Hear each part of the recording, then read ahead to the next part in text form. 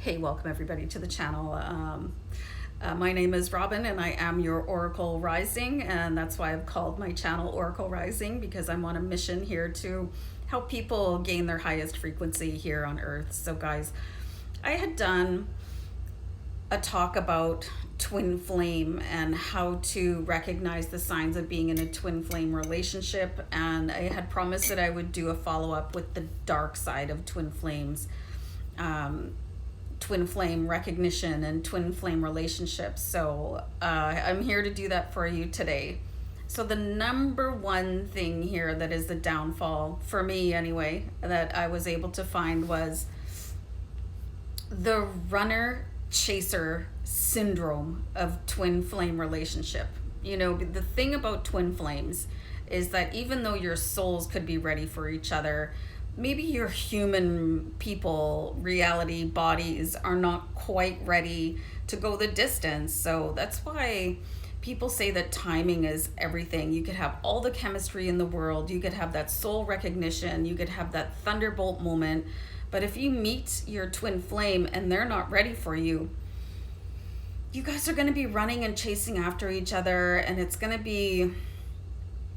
so painful, and you might be able to resolve it, but it's so difficult, and it's such a struggle to even manage that, because it feels like rejection. But you know, maybe one of you just went through a really painful scenario, and there's so many, I'm not even going to start listing them, and you haven't quite recovered yet, but then you meet somebody and they're just, you know, the perfect fit for your heart, but you're not ready because maybe somebody just dumped you really hard, or maybe you just lost your job, or something really emotional that you have to get over, you know, or you're a commitment phobe or whatever. So you've got, you know, one person will run away and then the other half will chase. And then they'll run away so far that this one will give up. And then this one will go, oh yeah, maybe I went too far. So they'll chase back, and it just goes back and forth. And it's the worst game of Pong ever. So the second element, which is really common in twin flames, and it can be a really difficult struggle too, is being separated by physical distance. And it's so funny. You could meet somebody just fleetingly. You know, maybe you're just out shopping and you bump into somebody and you have that thunderbolt moment, and then you guys realize, oh, you're my destiny, you're my twin flame, you're my soulmate. And then, oh yeah, I don't actually live in this city, so I'm gonna have to fly away. Or maybe you'll meet somebody when you're on vacation and you know they're the one, but then you have to fly back home. Or maybe you meet somebody online, or you know, on a dating app. And I don't know if you've ever been in a long distance relationship, you guys. It is just torture. I've had a relationship with the same person with the same two things, the runner chaser, and then being separated by physical distance. And we dated long distance for almost 8 years. And he was always running, you know, so it was very, very intense. But the love was so powerful, it kept us getting back together. And it was so difficult to be separated by that physical distance, because you know that when you really want to be with somebody, that's the physicality of wanting to be with somebody is almost overwhelming to the point where it can be painful. So that can really end a lot of relationships before they even can get started, because you're just not in the same city and you can't hang out with each other. Oh, hey, you want to go to a movie? Nope. You know, you want to go for dinner? Not really. And you know what? We have all these apps and everything, but it doesn't quite cut it, does it? You know, nothing compares to being in the physical presence of somebody. So that's a really tough one. So let's see. The third one I have is that when you meet your twin flame, it can trigger intense spiritual growth or emotional pain. Physical loneliness for some reason, and it can trigger the dark night of the soul. Like when somebody comes in and sort of breaks your heart open, it's not all just, you know, unicorns and sunshine pouring out of your heart. It can really bring up all your past traumas, because you're being broken open and all your emotions are coming to the top. And this could also trigger the runner in the other person, because all of a sudden they're like, oh, you're a psycho. and they just don't even know, like, wow, what's going on here. But it's because you feel so close to somebody emotionally that you can sort of thin your barriers, but maybe it's too soon. I read this quote one day and it was called, "You should keep crazy in a bottle for 6 months." And I'm a firm believer in that. Just because you feel really close to somebody doesn't mean that they're ready to hear all of your skeletons, or so you have to, like, just be careful to watch those emotions coming up, because it can be very overwhelming at hold on for a second. I don't know if I have to say hold on for a second, but I just wanted to sip a tea.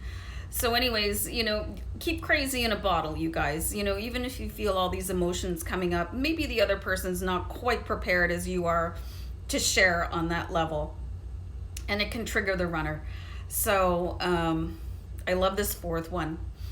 So the dark side of the twin flame relationship is the dramatic and outrageous shenanigans, because you guys can have really ultimate highs, but you can have these really crazy lows as well, where you can have like just stupid fights and being over dramatic, especially if both of you are Irish, like I had with this long distance relationship runner.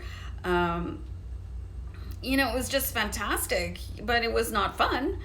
And I look at it now and go, like, what were we even fighting about, other than we're just like so magnetic, and then everything would be so explosive sometimes, like not physical or anything like that, but it was just stupid and drama. And just where the highs are highs, the lows can be very low also. So that's definitely a dark side, and trying to reconnect after that, especially if you're twin flames that are separated by distance, so it can be a real mess, you know what I mean? So I think I said that one already. So disagreements are intense, difficult, and can be painful. So like right on the heels of the dramatic and outrageous, you feel each other so deeply that if your twin flame is annoyed with you, you like feel it like physically, and you really like maybe just want to kind of curl up and eat a gallon of ice cream or whatever. So you have to really be careful with each other, like, and again, like the barriers between you, your bubbles just sort of thin and stretch because you're so close.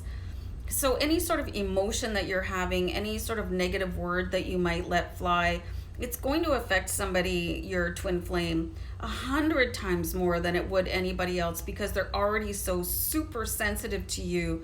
So, I mean, there definitely is a shadow side to twin flame love. Like, twin flame love is like fantastic, and it is beautiful, intense. Like, you guys can unite like no other two people. But there's always like a combination of dark and light, and like that's why people say you have to take the good and the bad, and that relationships actually take work, because you're going to bring out the best in each other, and you're going to like sort of unveil the worst. You're going to see somebody for who they really truly are when you're that close to them. And unless you're willing to accept the darkness in somebody else, you cannot expect them to accept your dark side, and everybody has one. So really dropping all your veils around somebody is daunting, especially if you've been through it before and you've had your heart broken, and people bring everything they've ever done in life with them. That's why it's called baggage. But you really just have to find somebody that who is going to help you unpack. So guys, I hope this was interesting and that you learned something. So thanks so much for tuning in. I'll see you back here another time. Take care. Bye.